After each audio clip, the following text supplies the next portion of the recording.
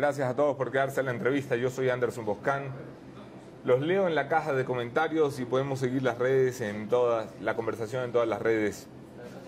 Un abrazo especial para quienes comparten nuestros contenidos. Los quiero más que si no los comparten.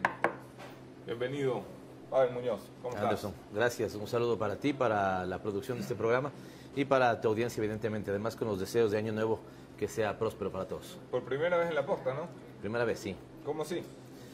No me digas que no te hemos invitado, que te hemos invitado, queda bien. Una vez creo que me invitaron. Pero evidentemente sí lo he pensado algunas veces y hoy tomé la decisión de venir porque me parece que amerita que podamos conversar sobre la coyuntura. Hay varios temas que podamos conversar. Y debo decirte que valoré mucho una nota editorial tuya que no sé de hace cuántos días es, pero es fresca, es fresquita, sobre cuál hacías una referencia a, por ejemplo, en el caso Sobornos, ¿no es cierto?, que según tu criterio, el aceleramiento de los tiempos para cumplir un objetivo político estaba golpeando aún más la credibilidad de la justicia.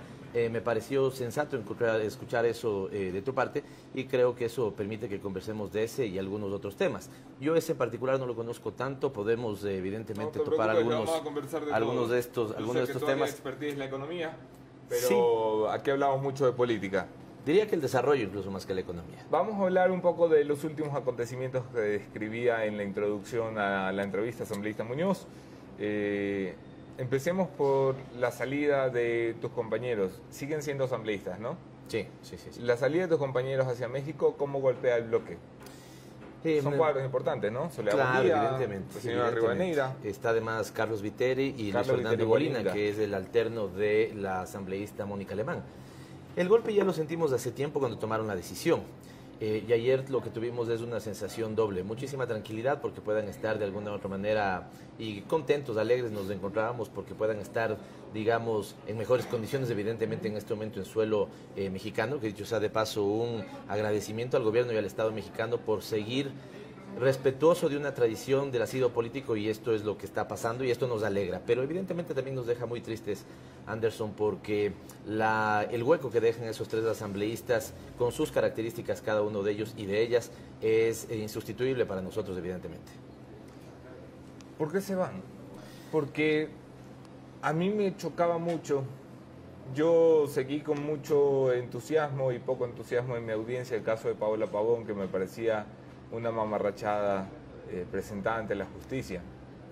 Y cuando Paola Pavón decía que se sentía perseguida política, al igual que Virgilio, yo decía, el discurso ya no suena bien porque tienes a unos compañeros que en lugar de hacer lo que estás haciendo tú, que es enfrentarte a la justicia que consideras injusta, pues se han ido a esconder en la embajada y esto sin ser parte de ningún proceso judicial. Han ido como porque la conciencia les decía, vámonos antes de que nos agarren. ¿Los iban a agarrar por qué? Hay persecución política, Anderson, sin lugar a duda, lo digo a ti, sabiendo las críticas que puedo tener en tu propia audiencia, digamos, sabiendo que debo sustentar, no solamente hacer un enunciado retórico, pero hay clarísima persecución política con el correísmo. Yo suelo incluso más bien identificarme más y busco que se nos identifique más como Revolución Ciudadana, pero entiendo también que la identidad política de correísta se pone en juego para cosas positivas como el gran reconocimiento del liderazgo de Rafael y su gobierno y para cosas negativas como, digamos, la persecución política. Anderson, creo que octubre es una gota de agua que derrama el vaso para muchas personas dentro de nuestra fuerza política y entre ellos, por ejemplo, el caso de Gabriela o, por ejemplo, el caso de Soledad Buendía. Déjame ponerte ejemplos en el caso de ellas dos particularmente. Okay. Soledad Buendía venía haciendo denuncias desde diciembre del 2017 de distinto talante. Desde que hicieron una amenaza de bomba en su casa, desde que le acusaron de ser la principal de una red de prestamistas de Chulco, ¿no es cierto?, ataques y linchamiento mediático, y siempre tuvo, creo que además del acierto, cosa que no hemos hecho todos, de ir denunciando a Fiscalía. Esto pasa, tienes un relato evidente. Yo creo que si no llegaba lo de octubre, en algún momento esa decisión hubiera podido pasar, la de buscar un asilo. De hecho, ella ya pretendía eso. Sepamos que ahí también hay un asocio con su esposo, Edwin Jarrín, que también tiene un conjunto de procesos donde evidentemente creemos que hay mucha injusticia, ¿no es cierto?, en investigación. Gabriela Rivadeneira. Gabriela Rivadeneira, compañera mía además en las instancias de dirección política del movimiento, Claro. y por lo tanto nos encontrábamos, digamos, no mucho, siempre, todas las semanas, digamos, en reuniones, y siempre estuvo el comentario de Gabriela: me venían siguiendo, sé que han intervenido en mi teléfono, ayer tuve un evento muy curioso, que déjame destacarte, por ejemplo, uno. Cuando un fin de semana, si no estoy mal, ella y su esposa se encontraban fuera de su casa, solo estaban sus 2 hijos, sus vecinos le advierten y le dicen: 4 personas vestidas de negro y encapuchadas están queriendo ingresar a tu domicilio, advertido por sus vecinos. Llaman al ECO 911, llamada registrada en el ECO 911, el ECO 911 envía una patrulla, la patrulla hace la indagación y estas 4 personas de negro, que efectivamente tenían cámaras de fotos, querían ingresar al domicilio de Gabriela Rivadeneira, se van en el balde de la camioneta, digamos, ¿no es cierto? Casi como si les hubiera llegado a ver, digamos... Llegó el taxi, muchachos. Llegó el taxi, muchachos.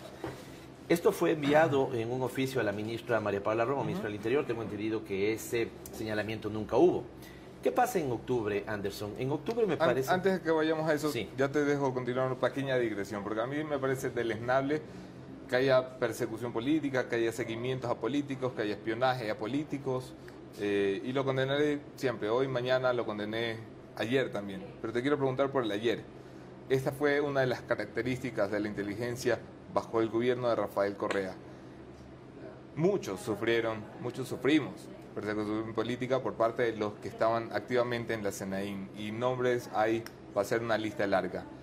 ¿Piensas que ahora les está jugando factura el karma? Digamos que un sector te va a decir que sí, pero mi posición existencial, si tú quieres, y lo digo así, existencial y política sobre esto, es que si incluso quienes tenemos menor edad en este momento en el trajín político, no tomamos la decisión clara de terminar esta idea de que la política es una competición de errores porque se hicieron en el pasado, vamos a seguir deteriorando la política con las consecuencias terribles que eso va a tener para, digamos, las relaciones políticas en una sociedad como la ecuatoriana. Pero reconoces los excesos de la inteligencia de Rafael Correa. Anderson, mi vinculación al haber estado en ámbitos muy técnicos del gobierno en ese momento hace que no haya conocido estos temas. Conversé el otro día con una asambleísta de oposición, voy a evitar su nombre, y esta asambleísta de oposición me decía, ¿no es cierto?, cosas como las que yo en este momento te estoy contando. Entonces yo me puse a pensar que si es que eso pasó, evidentemente, ¿no es cierto?, es una cosa que habría que rechazar. Pero lo que no me queda claro es que la causalidad haya sido efectivamente por una persecución política direccionada. ¿Y por qué no ato esa causalidad? Porque a pesar de haber estado en ámbitos técnicos, en algunos momentos tuve la oportunidad de estar también en ámbitos de decisión política. Nunca, Anderson, nunca en esos ámbitos de decisión política como el Buró Nacional o como el movimiento donde yo lideraba el Instituto de Pensamiento Político, nunca escuché de una disposición de ningún actor político sobre elementos de persecución.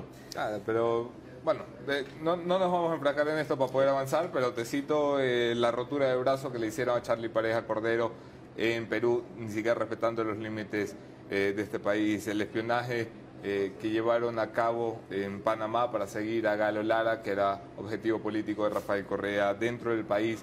Espiaron, acosaron a la familia de Fernando Villavicencio y Clever Jiménez por las denuncias contra el correísmo. Le allanaron la casa el 24 de diciembre en una Navidad trágica para esa familia.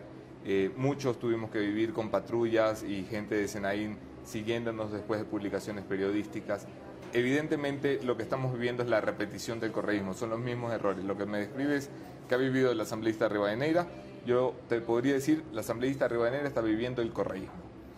Yo te diría 3 ideas breves, efectivamente, con la intención de no quedarnos ahí.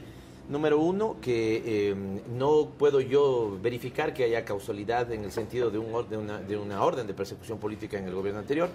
Número 2, si es que esto fue así, dando, digamos, el beneficio de duda o asumiendo tus comentarios, Anderson, es también absolutamente terrible, incluso creo que a ratos hasta más, que un gobierno se haya presentado, ¿no es cierto?, que su carta de presentación sea la de no hacer lo que, ¿no es cierto?, dicen del gobierno anterior, cuando en realidad se está haciendo exactamente lo mismo. Si quieres, en algún momento topamos los temas económicos. Todas las críticas a las herramientas económicas, todas exactamente las han hecho. Y en este momento, el haber hablado de Mi objetivo, me estoy refiriendo al presidente de la República, es pacificar. Mi objetivo es terminar esta división política que ha existido en el país entre correístas y no correístas. Mi objetivo es no judicializar la política ni politizar la justicia. Mi objetivo es, ¿no es cierto?, la plena independencia de poderes. Es una práctica, Anderson, en lo absoluto. Independencia de poderes no ha habido. Yo el otro día veía una entrevista tuya y tú le preguntabas a alguien, ¿usted cree que las fuerzas políticas han sido absolutamente condescendientes con Moreno? Pero absolutamente. Y no solo las fuerzas políticas, todo el armaje institucional en la transitocracia que armó. Hay en este momento politización de la justicia y judicialización de la política. Muestra de ello es lo que pasa con los 4 compañeros asambleístas. Entonces, Anderson, me parece que es deleznable decir, critico esto, pero hago exactamente lo mismo. Y por eso creo, Anderson, que está bien que la entrevista no se centre en eso, porque también es incluso una muestra, creo yo, de hacer o de sepultar esa política que cree que debo hacer lo malo que se hizo antes, porque al haberlo hecho estoy facultado para hacerlo. Si es así, vamos a ir por el... totalmente de acuerdo, 2 errores no hacen un acierto. En el ojo por ojo todos vamos a terminar ciegos, Anderson. Me hablabas de octubre, antes de que te llevara por otros lares. ¿Qué pasó en octubre que fue un detonante? Porque la tesis o la idea que te quisiera manejar es que si no hubiera habido octubre, cualquiera de estos 4 compañeros incluso creo que hubiera podido tomar esa decisión. Octubre pone una gota de agua en un vaso que hace que para algunos digamos que algunos tomen posiciones distintas. Me parece que lo que pasa en octubre es, respecto a nosotros, la consolidación de un escenario de fomentar odio respecto al correísmo. Fíjate la posición inicial, cadenas televisivas, ¿no es cierto?, a todo el mundo diciendo que el correísmo está financiando grupos vandálicos, el correísmo tiene una agenda de desestabilización, la podemos conversar y te puedo decir que absolutamente no, Anderson. Yo ni siquiera estuve en el país todo ese mes, con una licencia por estudios otorgada por la propia Asamblea Nacional. ¿Estás dónde? ¿En Argentina? En Argentina. Pero en el monitoreo que pude hacer y el conocimiento que tengo por, digamos, mi rol dentro del movimiento, nunca tuvimos esa agenda, nunca. Siempre una posición democrática.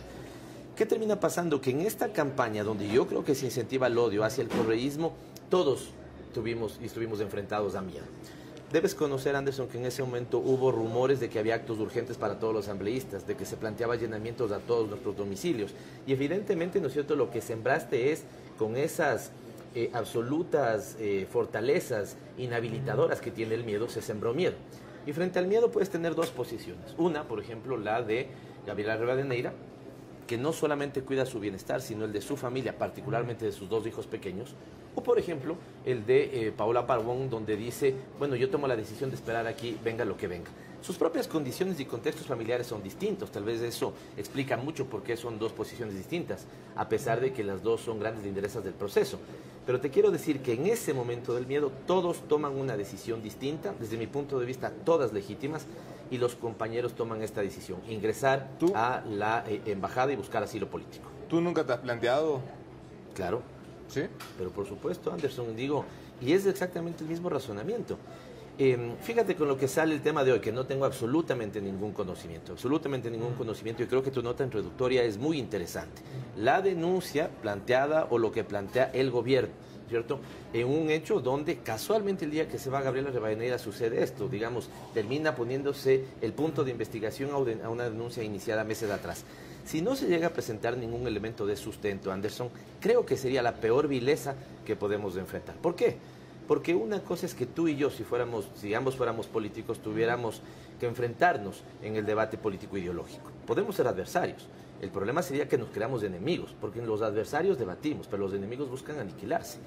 Y yo creo que aquí lo que se ha asumido es que hay algunos que buscan aniquilarse. Y cuando se busca topar y afectar en esa dinámica política a tu familia, y entre ellos pueden estar o tus padres o tus hijos, me parece que es una cosa sagrada. Por lo tanto, cuando yo he sentido, si tú quieres, en momentos de angustia, como los puede haber sentido en estos, incluso 4 años, recuerda tú el momento de herencias, plusvalías, lo que fuera. Claro. ¿Sí? La única vez, o las veces en las que yo he tenido una posición que me ha hecho a mí pensar si sigo, si mantengo una posición, si mantengo firmeza, nunca ha estado el razonamiento personal sobre mí, sino el razonamiento sobre mi entorno familiar. Y evidentemente muchas veces he creído que la mejor forma de cuidarlos es que yo también cuide mi posición política. Este es un debate, digamos, existencial sobre el cual nosotros nos enfrentamos a diario, Anderson. No hay día en el que no tengamos algo con el que tenemos que decir, y esto ahora hay que, digamos, luchar, contrarrestar, debatir, y al final creo que genera una cosa que desde mi punto de vista es muy lesiva en la política, Anderson: estigmatizar, fomentar odio respecto a un grupo político. Me parece que no es la política que este país se merece, sobre todo las nuevas generaciones. Luis Salinas tiene una pregunta, de vez en cuando leo comentarios de la audiencia. Te dice, asambleísta, ¿por qué todos se van a México si durante tantos años les ha gustado tanto Venezuela? Bueno, depende. Yo, por ejemplo, tengo muchas críticas contra el proceso venezolano. Lo comentábamos antes de iniciar la entrevista. No lo conozco mucho y sumo a ese desconocimiento mi respeto de tratar de no referirme de elementos de otros países, más aún si no los conozco mucho. Y México, como en este momento podría ser México o Argentina, porque sentimos que en este momento en la región, después de esa década, desde mi punto de vista, con grandes logros, Anderson, entre 2005 y 2015, si no, fijémonos en los resultados que saca la CEPAL. 90 millones de latinoamericanos al menos salieron de la pobreza, ¿no es cierto? Desde el 2014, nosotros sí sostenemos que hubo un proceso de restauración conservadora. Si quieres el ejemplo más claro desde mi punto de vista, que ese sí conozco más que de Argentina, es decir que eso no servía, girar a la derecha y tener unos deterioros sociales, digamos, terribles, a tal punto, ¿no es cierto?, que han tenido que volver, ¿no es cierto?, políticamente a escoger a quienes reprocharon hace 4 años atrás. Entonces esa región que me parece estuvo caracterizada por progresismo y conquistas sociales. Y por alto precio de commodities. Y por altos precios de commodities, efectivamente. Que así también yo soy buen economista, ¿no? Pero no tanto, porque este es un buen criterio, sobre todo cuando pasa eso. Yo suelo debatir con sectores de izquierda, que sectores de izquierda saben decir, bueno, al final, ¿cuál es la lógica y la ventaja que tuvieron ustedes si solamente tuvieron altos precios del petróleo? Y ahí a veces te dicen que no se salió del extractivismo o lo que fuera. Anderson, tú puedes tener dos economías: precios del petróleo y alimentar solamente los números, como pasa ahora. Ahora vamos a tener también con lo de Irán, vamos a tener más altos precios del petróleo. No, duró un día la elevación del precio del petróleo. Ya ha vuelto a niveles más o menos normales. Ya, pero digamos, puedes tener, me valgo del ejemplo, tú puedes tener altos precios de petróleo que te generan ingresos a tu economía y tú con eso solo buscas el bienestar de las cifras, como me parece que pasa ahora. O puedes tener altos precios del petróleo, ¿no es cierto?, como pasó en nuestro gobierno, y tú buscas no el bienestar de las cifras, sino el bienestar de las personas. Y creo que eso pasó. Hacer redistribución de esos ingresos en un país como el Ecuador, Anderson, no es menor. Hay gente que busca deslegitimar eso, si solamente redistribuyeron los altos precios del petróleo. Yo, en cambio, no lo relativizo tanto. Yo digo, redistribuir altos ingresos de un Estado como el ecuatoriano para mejorar las condiciones de bienestar de su gente no es absolutamente menor. ¿Qué es de la corrupción, Pavel? Primero vamos a hablar de la corrupción de antes y luego hablamos de la corrupción de ahora para equilibrar la mesa. Pero a mí me parece que todavía les cuesta mucho aceptar que tuvieron un gobierno lleno de gente corrupta. Tienen un presidente prófugo, tienen un vicepresidente preso, tienen 7 ministros sentenciados, tienen ministros prófugos, tienen hasta contralor prófugo. A ver, mi respuesta no podemos decir, hombre, sí, la verdad es que sí, se nos fue la mano y dejamos que un nido de ratas llegara a las posiciones de poder. Para mí la respuesta de la corrupción puede tener, si quieres, figurativamente 3 minutos te puedo hablar del tema, pero solo los 30 segundos primeros te daría mi posición respecto a la corrupción, ¿no es cierto? Enfático, radical, que hay que exterminar la corrupción y todo corrupto, ¿no es cierto? Ya el de antes, el de ahora, el de mañana. Y agregaría una cosa: al corrupto de lo público y al corrupto de lo privado. Es decir, es tan deleznable para mí un funcionario público que, por ejemplo, decidió recibir una coima, que aquel que decidió dársela, ¿sí? Aquí lo que pasa es que nos solemos fijar en el funcionario público que recibió, no en el privado que quiso dársela. Entonces, si hay que atacar a la corrupción, que la justicia opere y ponga a esa gente donde debe estar. Y si es que es la cárcel, la cárcel. Esa es mi posición enfática y radical. Pero me extiendo un poquito más en darte una apreciación de lo que yo creo que ha venido pasando con la corrupción en su utilización política en el Ecuador y en otros países. En los años 90, si no estoy mal, Napoleón Santos, un político ecuatoriano, hacía una descripción de la corrupción de que fue utilizada como un discurso retórico para decir que el Estado es el corrupto, por lo tanto, al ser el Estado había que delimitarlo, privatizar y lo que fuera. Me da la sensación que hoy vuelve a pasar lo mismo, Anderson. Si hay corrupción, que los casos se juzguen, pero me parece que también hay el deseo de exacerbar la mirada sobre la corrupción para que tú puedas llevar a cabo objetivos políticos. Uno, ¿no es cierto?, llevar a cabo un discurso político donde tu descrédito del Estado es lo primero que dices. Como el Estado es corrupto, no debe regular, no debe controlar, no debe administrar servicios públicos, no debe administrar empresas públicas, y ahí desarrollas toda una agenda. Y lo segundo, que me parece que es una característica novedosa respecto a los años 90, es la utilización de la corrupción para cancelar a tus adversarios políticos. Asumamos que, digamos, los casos de corrupción en el caso ecuatoriano, ¿cierto? Por ejemplo, donde yo creo que hay mucho del elemento Carlos Parejas y Anuseli, ¿cierto?, que se está juzgando y que es la justicia la que debe determinar. Que fue uno de los ministros que citaba. O los ministros que tú citabas. Yo después te voy a citar otros, ¿no es cierto?, que en cambio me van a sustentar la tesis de la persecución política. Pero lo que te quiero decir que es, sobre esos casos, ¿no es cierto?, la justicia con la sanción más severa que pueda haber. Pero, Anderson, da para preguntarse si efectivamente la corrupción fue calcada, pero así calcada, en Bolivia, en Argentina, en Brasil, en Ecuador. Fue calcada. Tenemos exactamente los mismos corruptos y exactamente la misma lógica de corrupción. ¿A qué te refieres? Lo que te quiero decir con esto es que cuando sostengo que hay un discurso o cuando la corrupción es utilizada como un dispositivo, como un elemento discursivo para decir los corruptos son los que están en el Estado, son los gobernantes, son los de izquierda, son los progresistas, y esas bandas estuvieron lideradas por Cristina, Lula, Evo y Rafael, ya te pones a dudar. Y dices, efectivamente hay corrupción o hay un discurso donde se fundamenta la persecución política. Solo para cerrar. Te pongo un ejemplo que no entra dentro de ese análisis. A Pepe Mujica, siendo parte del club del socialismo del siglo XXI, nadie nunca le llamó corrupto. Nadie nunca le dijo que su gobierno es corrupto. Es más, su vicepresidente renunció por una acusación de malutilización de $2.600 con la tarjeta de crédito de la vicepresidencia, que está muy lejos de las cifras que conversamos cuando hablamos de corrupción en el Ecuador. A lo que voy es, yo entiendo que cuando hablamos de Rafael Correa podamos entrar a jugar con la persecución política y con el cálculo, porque representa. Cuando hablamos de Carlos Polit, grabado por Odebrecht en audio hablando de las transferencias en dinero y a las empresas que las quería, probado por la Fiscalía cómo se movió el dinero y a dónde, 10 años al servicio como contralor supuestamente independiente del gobierno de Rafael Correa y luego de Lenín Moreno. De acuerdo, Anderson, de acuerdo. Por eso es que yo te diferencio. En ese ejemplo que tú pones, todo el rigor de la ley y todo el peso que tú puedas poner para que puedas exterminar la corrupción. Tú has señalado, ¿no es cierto?, en este diálogo con Odebrecht. Cuando ya la sociedad ecuatoriana empieza a dudar, es cuando, por ejemplo, a Odebrecht no se le vincula, pues, en un caso donde se habla, por ejemplo, de sobornos o de cohecho. Es decir, yo te doy plata a ti, tú la recibes, tú eres el culpable y yo que te la ofrecí, ¿no es cierto? ¿Por qué no nos juzgan a los dos en el mismo criterio? Entonces te quiero decir que sobre ese yo no tengo ningún miramiento y es todo el peso de la ley. Pero en cambio, cuando creo que ese discurso se utiliza para la proscripción de tus adversarios, y ahí déjame ponerte en cambio estos ejemplos.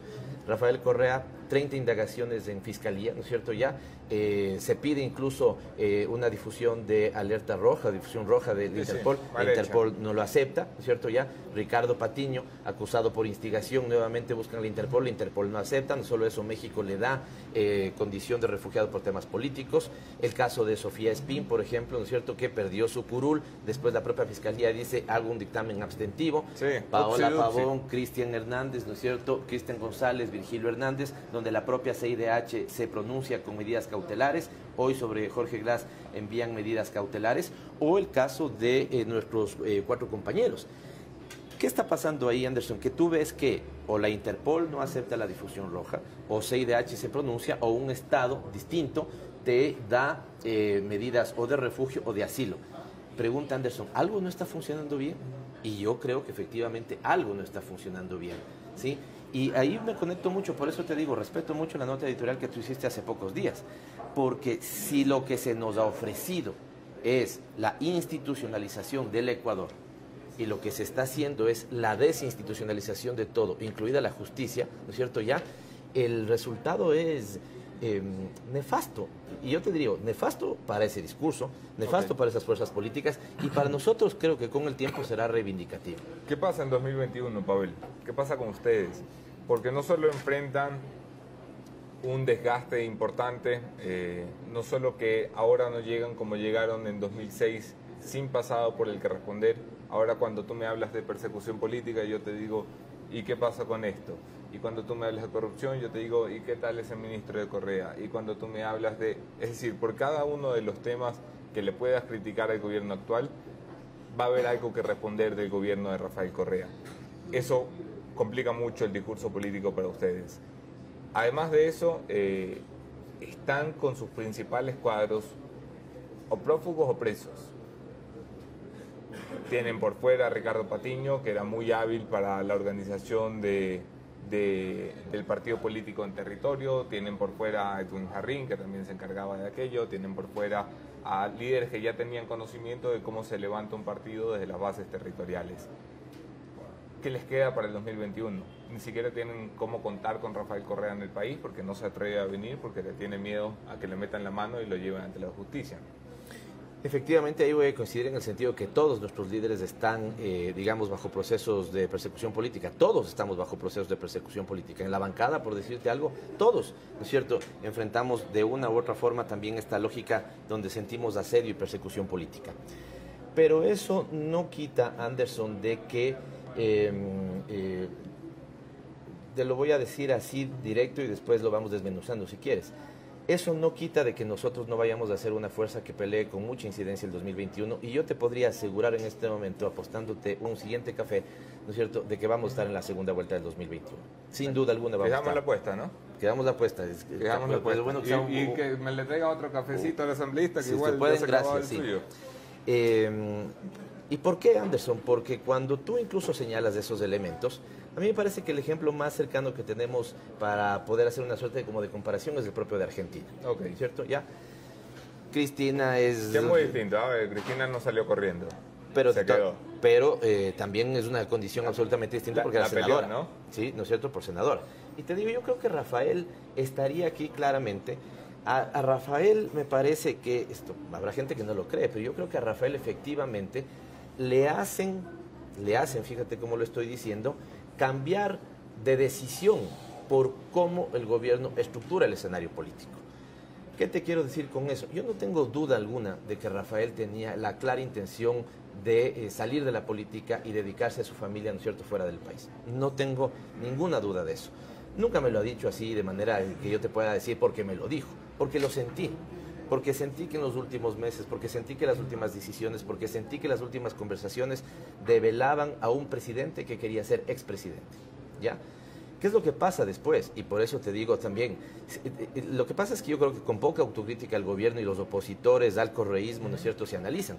Si alguien ha mantenido vivo el correísmo, si alguien mantiene vivo a Rafael Correa, si alguien mantiene altos nuestros números, son justamente el gobierno y los sectores de oposición al correísmo. Que no se ha dejado de hablar de Rafael Correa desde un día de que salió, ¿no es cierto?, ya, porque algunas acusaciones, varias o todas, han sido absolutamente burdas, y porque él tenía, conociéndole como es, tenía que salir a defender lo que él consideraba un adecuado legado de gobierno para la sociedad ecuatoriana. Le hacen volver entonces, si tú quieres, al terreno político. Cristina, en cambio, me parece que tomó una decisión distinta. Cristina decidió ser senadora y, evidentemente, ¿no es cierto?, ejercer su rol en la legislación. Si tenía como 200 causas en la justicia, yo también busco la inmunidad parlamentaria, ¿no? Ya, pero fíjate entonces que hay un elemento nuclear que explicaría esa doble posición.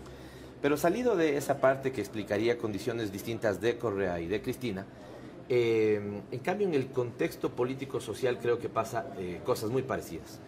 Un discurso de corrupción, muy amable, un discurso de corrupción que se fue, digamos, volviendo polvo en el caso argentino. Todos habían sido corruptos, todos tenían problemas, nada funcionaba en el Estado. Y cuando de alguna otra manera la gente, como pasa hoy en las encuestas, por ejemplo, quienes son los ideólogos del gobierno, lo que fuera, deberían preocuparse mucho por lo que pasa en las encuestas. La gente hay un momento que te dice, ¿no es cierto?, en niveles del 70%, algunas que revisé ayer para el caso de Quito, Anderson, antes estábamos mejor. ¿Ya? Sí, sí, claro. Eso significa... El sentimiento se refleja largo en las encuestas. Eso significa... Y el sentimiento de pesimismo de cómo vamos a estar peor en los meses que vienen. Cerca del 85% creo que vamos a estar peor, ¿eh? Claro, y esos son para la gente que sabe de demoscopia en el país, Anderson, dicen que los indicadores sociales son iguales o peores que en el 99-2000. Claro, sin ese detonante de crisis que se va a presentar muy complicada también la situación económica para el 2020. Pero ¿qué está pasando detrás? Que esa lógica, desde mi punto de vista, política utilizada por el gobierno para proscribir al correísmo, se agotó, ¿cierto? Una moneda que se desgastó. Y te devela que la gente dice, yo no como del cuento de la corrupción. En otra encuesta aparece como cuarto problema, por primera vez lo veo yo, Anderson, que la gente, ¿no es cierto?, pone, ¿cuál es el cuarto problema? Primero, desempleo, segundo, inseguridad, no me acuerdo el tercero, y el cuarto es que el país no tiene rumbo. Si tú asocias que la gente te dice, antes estábamos mejor, incluso otros te dicen, con Correa estábamos mejor, creemos que en el futuro vamos a estar peor, creemos que el país no tiene rumbo, la gente donde regresa a ver es donde sabe que el gobierno, digamos, solventó sus necesidades. Y lo más cercano que tiene somos nosotros en la Revolución Ciudadana. Le cueste a quien le cueste, Anderson. Si ganamos las elecciones que ganamos entre el 2007 y 2017, ¿no es cierto?, en los números y las proporciones que ganamos, es porque se cumplió una oferta de gobierno. Es porque hasta los sectores más acérrimos en críticas económicas te decían, estos tipos tienen un rumbo, saben hacia dónde están llevando el país. Estamos totalmente de acuerdo con que estén llevando el país allá, pero sabían que teníamos un rumbo. Hoy ni siquiera eso, Anderson, ¿ya? Entonces, esto me parece que en términos sociopolíticos, si tú quieres, son absolutamente perjudiciales para quienes plantearon la política. Así estoy pensando en el gobierno y sus cercanos, por ejemplo, creo, ¿no es cierto? Y te decía que con el paso del tiempo va a terminar siendo reivindicativo para nosotros. Y por eso me parece que al 21 tendrás un escenario, no te diría así igualito, pero te diría con bastantes características similares a la Argentina. ¿Qué hay de los cuadros? Muchos cuadros tenemos, pero... O sea, te pongo un nombre. Entrevistaba a Fabricio Correa esta semana y me decía que él cree que la Revolución Ciudadana se la puede jugar por Pierina.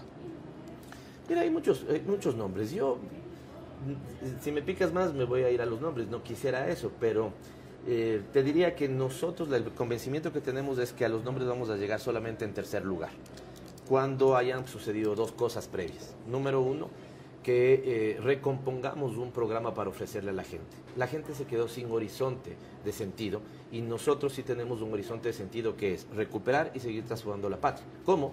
Haciendo una economía productiva, volviendo a garantizar derechos fundamentales como salud y educación, que hoy no tengas ratas paseando en hospitales que fueron hace poco acreditados internacionalmente, Anderson.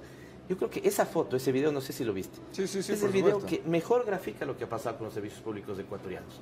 Yo te diría que incluso hoy también tienes ratas en la administración y ratas caminando, digamos, por las instalaciones de los hospitales. Entonces, recuperar que yo soy partidario de esta posición, Anderson, una perspectiva de desarrollo para el país, que desde mi punto de vista apunte en dos horizontes. Popular en el sentido de que privilegie a los menos atendidos de la sociedad, ¿no es cierto? Y nacional en el sentido de que cobije a todos, a los de arriba y a los de abajo. ¿Qué posibilidades hay de que un partido como el tuyo llegue a alianzas? Si es que se han peleado con todo el mundo, Pavel. Si es que cuando estuvieron en el poder no supieron entender que algún día lo iban a dejar de tener y persiguieron a los de izquierda, persiguieron al movimiento indígena, persiguieron a los de derecha, persiguieron a los de centro, anularon partidos. Se fueron contra los trabajadores y les crearon espejos, se fueron contra los educadores y les crearon organizaciones espejos, no hay alguien con quien no se habían peleado. Gracias por la pregunta, porque así como te dije el primero, que es tener un programa, ¿cierto?, con políticas claras, políticas públicas, me refiero a ofrecerle a la ciudadanía, el segundo, antes de llegar a cualquier nombre, es la construcción de un frente amplio del progresismo que sume a todos los que pueda sumar, Anderson. Si ahí hay que hacer reconocimientos autocríticos, te digo un ejemplo, el decreto 016 en su momento que te entrevistó con organizaciones sociales, la propia relación con parte del movimiento indígena. Sé que algunos líderes de mi partido político, el propio Rafael, estaría en desacuerdo de que yo te señale estos dos ejemplos, por decirte algo, pero yo los vuelvo a señalar. ¿Por qué? Porque es el momento en que necesitamos conversar todos los que somos del sector progresista, porque aquí hay dos cosas que ni nosotros podemos cometer, Anderson, un error que no podemos conversar, ni otros pueden cometer. Yo creo que te decía, ya apostamos un café, que nosotros vamos a llegar a la segunda vuelta. Creo que a eso yo le asociaría, solos no ganamos esa segunda vuelta, Anderson, ¿no es cierto? Sino sobre la base del espectro de alianzas que tengamos en todo el campo progresista, Nosotros no podemos entender entonces que solo con nuestras fuerzas llegamos. Y sería un gravísimo error de los sectores progresistas que crean que sin el correísmo también llega. ¿Y tú ves posibilidades de un acuerdo con el movimiento indígena después de que han coincidido al menos en objetivos y en formas de concebir la política en octubre? Totalmente de acuerdo, Anderson. ¿Ha habido ya conversaciones con Isa o con Vargas? No, porque creo que lo primero que hay que hacer, Anderson, cuando tú dices del movimiento indígena... Sí, yo hablo de la generalidad del movimiento indígena. Exacto, pero es importante desde mi punto de vista desmenuzar en unas 2 o 3 partes de esa generalidad. Número 1, porque me parece que la propia dirigencia, ¿no es cierto?, es una dirigencia que no es monolítica, no hay una sola dirigencia. Yo siento que tienes al menos 3 vertientes, una vertiente más del sector más duro indigenista, más duro ambientalista, que evidentemente no tienen ningún deseo de conversar con nosotros. Una segunda vertiente... Yacu Pérez, dices tú. Puede ser la de Yacu, efectivamente, asociado con algunas con otros ONGs, más, ¿no? ambientalistas, lo que fuera. Hay tal vez una segunda vertiente que es la vieja dirigencia, ¿no es cierto? Por ejemplo, ahí te sumo a Luis Macas, claro. Quispe, Tibán, lo que fuera, con lo cual tampoco. Pero hay en la dirigencia, ¿no es cierto?, una seguramente tercera, cuarta línea, ¿no es cierto?, vertiente, con la que creo que no tendrían ellos problema también de sentarse a conversar con nosotros, con las críticas mutuas que podemos tener. Leonidas Isa, Jaime Vargas, la nueva dirigencia. Creo yo, por ejemplo, ¿ya? Y segunda diferenciación que yo te haría es después de esa dirigencia, con lo cual te diría que incluso a nivel de dirigencia a ratos se vería menos favorable el panorama para nosotros. En cambio, tienes todas las bases del sector indígena. Y ahí creo que el panorama no es tan favorable para nosotros. Yo estoy seguro, Anderson, que tú tienes en el sector indígena gente que podría incluso catalogarse abiertamente como correísta, ¿ya? Es decir, cuando tú señalas eso, de un diálogo y de unos acuerdos, lo cual yo estoy absolutamente de acuerdo, creo que sí va a ser en el momento preciso de poder conversar, de poder tender la mesa, saber que no es una generalidad, ¿no es cierto ya? Y saber que tienes estas diferenciaciones.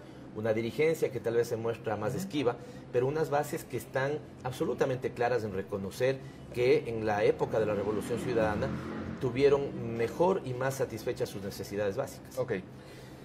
2021 es año electoral, año de elecciones y pasa ineludiblemente por el árbitro electoral, el Consejo Nacional Electoral. Durante 10 años se acusó al correísmo de controlar y manipular y ser amo y señor del Consejo Nacional Electoral. Tuvieron allí a los pasacafés del señor Rafael Correa, como Omar Simons, como el señor Juan Pablo Pozo, quienes luego fueron incluso reconocidos por su trabajo por el propio presidente, como quien da una palmadita y ascenso a sus colaboradores. Ahora, el CNE se supone ya no es controlado por nadie, vamos a jugar el juego. Y la cabeza del CNE, la señora Diana Tamaín, entra a juicio político a 13 meses de las elecciones. ¿Cuál va a ser la postura de tu bloque, que por cierto se ha visto beneficiado, según leía en los últimos días, con una decisión de la propia consejera Tamaín? Antes de la respuesta, tal vez un comentario breve de esto. Beneficiados de absolutamente nada.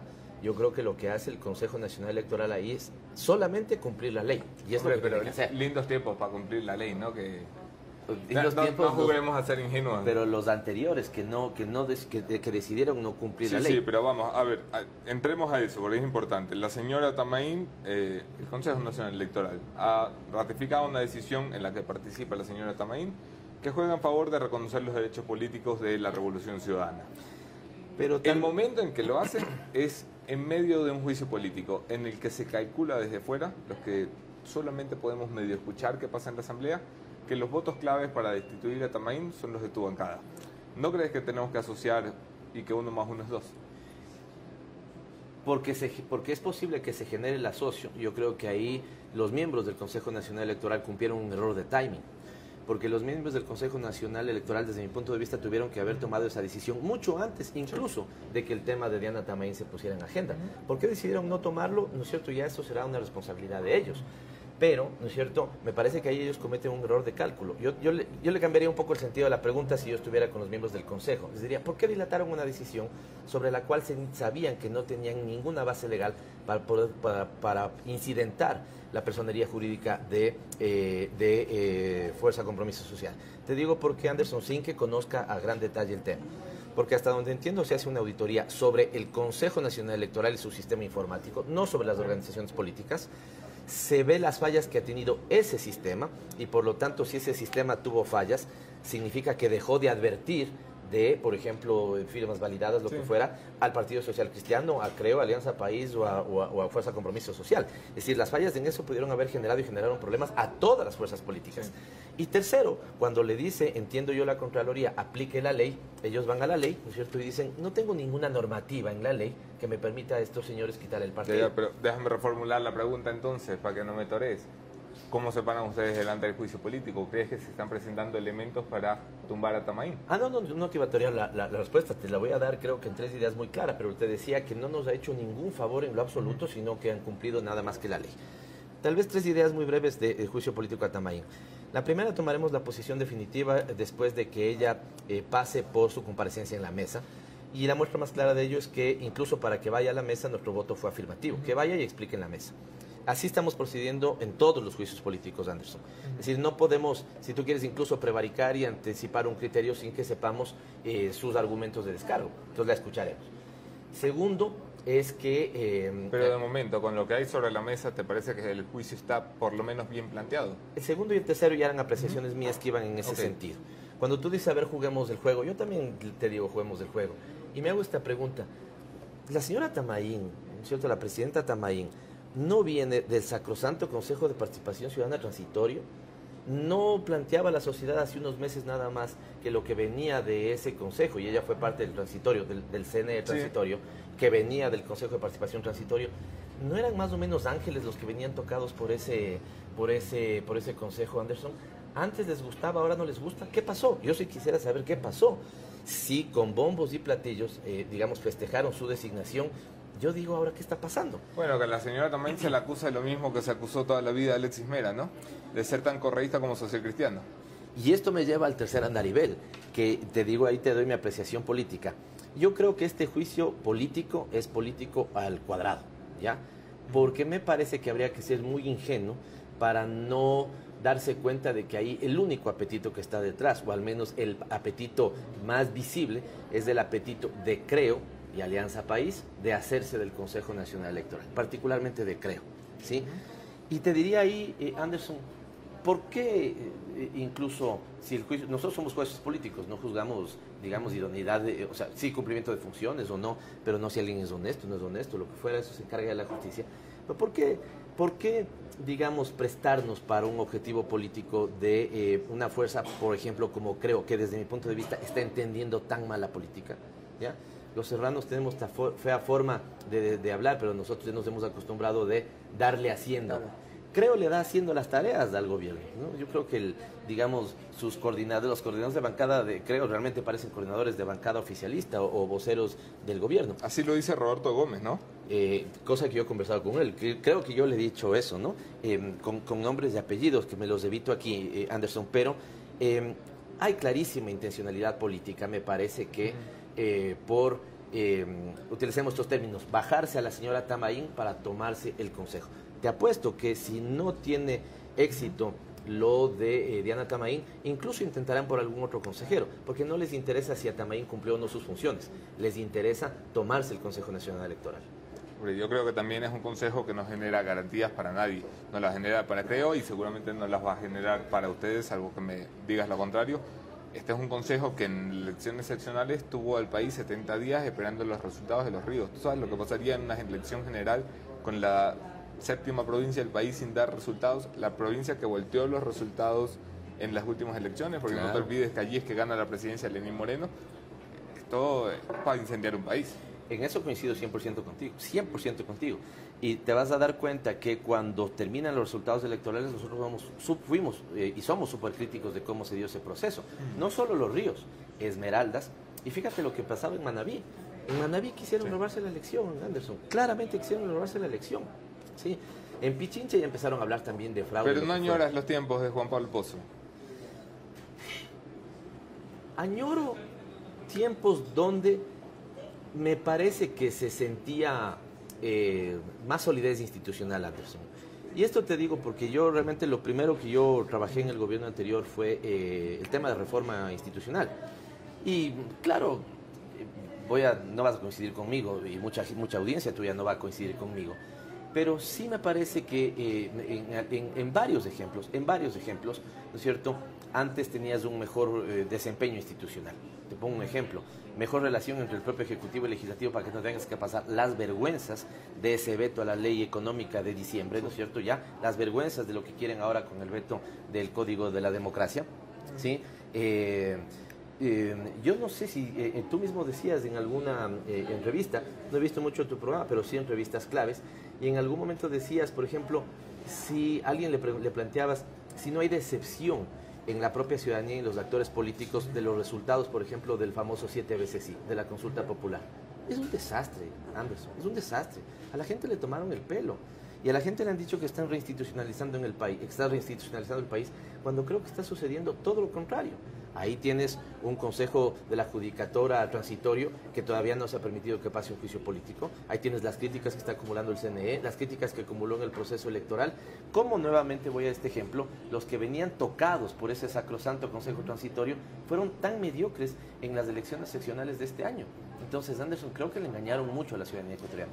Últimos 5 minutos de la conversación con Pavel Muñoz, asambleísta por la bancada de la Revolución Ciudadana. Gracias por acompañarnos, Pavel. No quiero que te vayas sin hablar un poco del futuro del gobierno. Le quedan 14 meses por delante a un gobierno que no es capaz de pasar un decreto porque le queman 3 llantas en la calle y les bajan los pantalones en una mesa de diálogo, que no es capaz de pasar una ley porque no controla ni siquiera su propia bancada de asambleístas, que no es capaz de pasar una ley cuando la pasan porque ni siquiera la leen y la pasan con errores.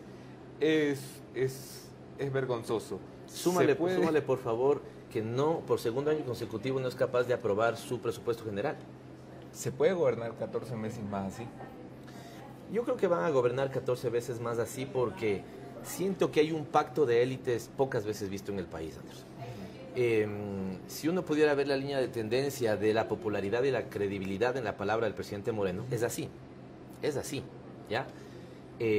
Las encuestas, que yo muchas veces soy crítico a las encuestas porque hay algunas que tienen clarísimas intencionalidades de responder para quienes les interesa responder, ya no hay encuestadora, ya no hay fuente que no coincida en que tienes esto, mal ánimo social, y tienes pésimas calificaciones en la gestión gubernamental y en la credibilidad de la palabra del gobierno. Claro, Perfiles de Opinión ayer, que no es mi absoluta confianza, pero es una fuente más, aseguraba que la aprobación de la gestión presidencial está en torno al 17,5% solamente.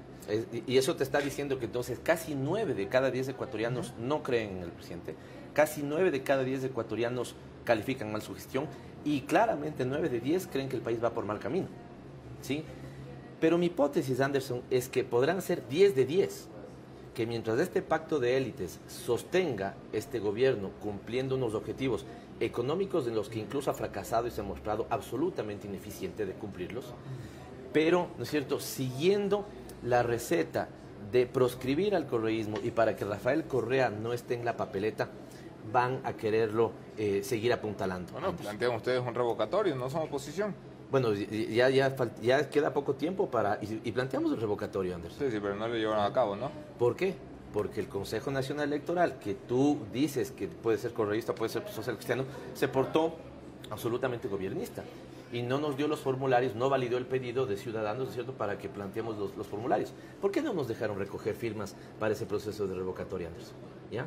Porque creo que sabían que la gente tal vez planteaba eso. Y fíjate, Anderson, que ahí voy a remarco sobre un tema. Por eso nosotros creemos que somos la principal oposición democrática de este país. Cuando nosotros hemos hecho algún tema sobre lo mal que gobierna el presidente Moreno, lo malo de su gestión, y el país pudiera tener alternativas, siempre deberán ser constitucionales, legales y democráticas, Anderson. Nunca lo contrario. Siempre constitucionales, legales y democráticas. La gente quería tumbarlo en octubre. La gente, los ecuatorianos, yo creo que habría que hacer esa pregunta. Y ustedes no estaban ahí a la expectativa, ¿no? Anderson, nosotros planteamos la discusión del artículo 130. Claramente planteamos. Pero Anderson, ¿en qué país democrático del mundo un asambleísta por plantear ese artículo, la discusión de ese artículo, la asamblea tenía que sesionar? Es vergonzoso que la asamblea no se haya convocado desde mi punto de vista, la movilización más grande de los últimos 40 años. Vergonzoso. Creo que en un momento determinado no le dejaban tampoco sesionar o no querían que sesione. No sesionó. Nosotros planteamos que había que discutir la conmoción interna que vivía este país. Anderson, ¿sabes quién habla de conmoción interna? Al menos 6 veces en un documento oficial, el gobierno. No sé si has revisado bien los considerandos del decreto. El decreto de... Del decreto de excepción. Sí. ¿No es cierto? Ya hablan de conmoción interna. La asamblea debía debatir si había conmoción interna o no había conmoción interna, pero por supuesto, si para eso estamos los asambleístas. Y en el supuesto caso de que en ese sentido hubiera tenido que llegar a analizarse, leerse, hablarse del artículo 130, eso es pecado, Anderson. Eso es golpismo, Anderson. Eso es querer violentar la Constitución cuando estás refiriéndote a un artículo que está en la Constitución. Y si hubiéramos llegado a poner eso en el debate, necesitarías 91 votos, pues, Anderson. O sea, nosotros somos 30. Con 30, con eso no haces un verano, digamos, con esas golondrinas no haces un verano. Debíamos haber tenido 91 votos. ¿Cómo tú puedes acusarle a una fuerza política de gobernista? Ayer el canciller decía... No, de golpistas. Golpistas, ¿no es cierto? Los acusaban de golpistas no por lo que hicieron en la asamblea, Pavel, y tú lo sabes. Nadie los acusa de golpistas por plantear la muerte cruzada, nadie los acusa de golpistas por querer tener debates democráticos en la asamblea. Los acusan de golpistas porque el gobierno sospecha que detrás de la violencia estaban ustedes, que detrás de la quema de la Contraloría estaban ustedes, donde se quemaron además documentos que en muchos de los casos embarraban algunos de sus cuadros. El gobierno cree que estaban ustedes allí porque asegura que ustedes organizaban a la gente para venir a Quito. El gobierno cree que estaban allí porque líderes históricos del movimiento indígena como Salvador Quispe dijeron públicamente: hemos perdido el control de las manifestaciones, esta es una manifestación correísta. Por eso hay la sospecha de golpismo. Pero Anderson, yo creo que ese es incluso un error político peor. Déjame tener dos reacciones nada más sobre eso. Sobre la de la Contraloría, primero, por favor, ya lleguen a los culpables. Lleguen a los culpables para que sepan que no somos nosotros. ¿Cómo es posible que a los que les encontraron adentro, en los 3 incendios que hubo en la Contraloría, Anderson, ya, ¿sí? Si en el primero ya hubo un intento, que Salvador Quispe dijo, hemos encontrado militares infiltrados, ¿no es cierto? ¿Cómo es que no blindaron pues ese edificio con un cordón militar en medio del despliegue de violencia más alto que hemos visto, violencia estatal más alto que hemos visto? O sea, ¿cómo puede ser, Anderson, que un edificio se te queme 3 veces? ¿Cómo puede ser que no hayas tenido ahí un despliegue de un contingente policial increíble cuando tus vecinos son la Asamblea Nacional que estaba totalmente cercada? Por Dios, encuentren por favor a los responsables, porque a los que les encontraron adentro les cambiaron el tipo penal de terrorismo a daños de bien público, ¿no es cierto? Y nosotros somos los más interesados en que se encuentre la culpabilidad de eso. Cuando Salvador dice hemos perdido el control de la manifestación, ¿esta es una manifestación correísta?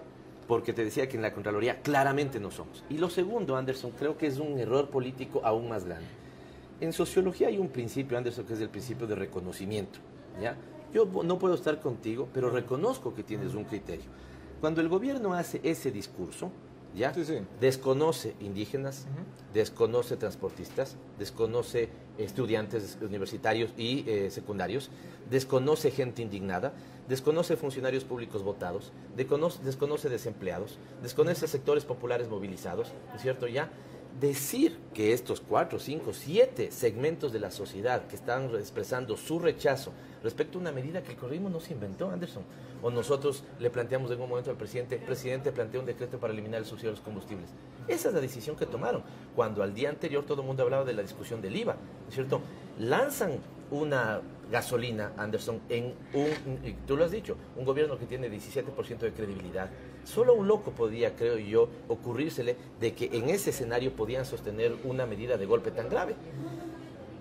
Activan a toda la sociedad, desconocen, ahí es cuando el tema del reconocimiento, desconocen a todos esos actores y les meten en un solo saco, el correísmo. Cometen 2 graves errores. Número 1, desconocen a esos otros que también están descontentos. Y número 2, nos asignan una capacidad de movilización que efectivamente la tenemos, pero que no era la de octubre, Anderson. Si leemos mal octubre, o te lo planteo así, si leemos bien octubre, podemos restablecer cohesión social que a este país mucha falta le hace. Si leemos mal octubre, como el gobierno lo lee mal, vamos a deteriorar la cohesión social y la paz social tan venida a menos en el país. Pavel Muñoz, encantadísimo Anderson de conversar contigo. Tenemos una apuesta, ¿no? Tenemos una apuesta. Nos volvemos a ver la segunda vuelta de 2021.